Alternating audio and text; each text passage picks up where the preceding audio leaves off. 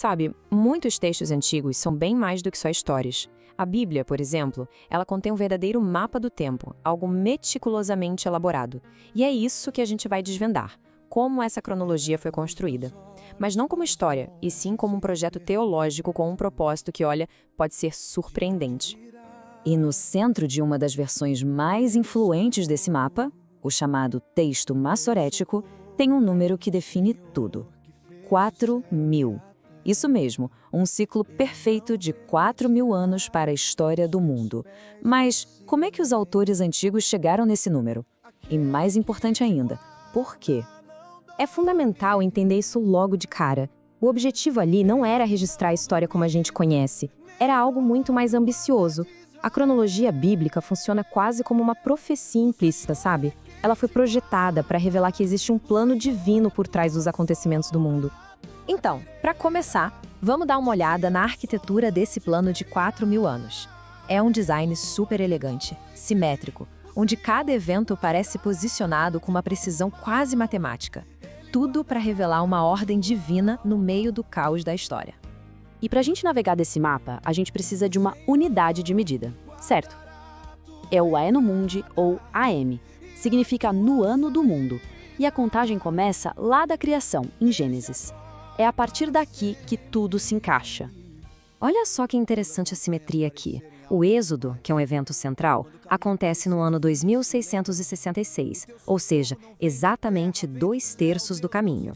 A construção do Templo de Salomão começa 480 anos depois, e como se fosse um espelho, outros 480 anos separam o primeiro templo do fim do exílio. No final, tudo culmina perfeitamente no ano 4000, com a rededicação do segundo templo. E isso não é coincidência, gente. É projeto, é design. Então, a grande questão é, como eles fizeram isso? Como é que os autores antigos conseguiram construir uma linha do tempo tão complexa? A resposta, curiosamente, está nos métodos escondidos dentro dos próprios textos bíblicos. Eles usaram basicamente 3 técnicas principais. Primeiro, criaram uma corrente contínua desde Adão, somando as idades dos patriarcas no nascimento de seus filhos. Segundo, eles usaram números que já estavam lá no texto, como os 430 anos de permanência no Egito. E por último, na Era dos Reis, eles foram meticulosamente sincronizando os reinados de Israel e Judá, como se fossem peças de um quebra-cabeça. Mas é aqui que a trama dá uma complicada. Aquela ideia de uma única linha do tempo oficial acaba desmoronando quando a gente descobre que existem diferentes versões antigas das escrituras, e cada uma tem o seu próprio relógio. A resposta curta é não. Essa cronologia de 4.000 anos que a gente acabou de ver pertence a uma tradição específica de textos, mas ela definitivamente não é a única que sobreviveu da antiguidade. De um lado, a gente tem o texto masorético, que é a base da maioria das Bíblias que temos hoje, com seu ciclo de 4.000 anos. Do outro, temos a Septuaginta, que é a versão grega, e o Pentateuco samaritano, que tem cronologias bem mais longas. As datas simplesmente não batem.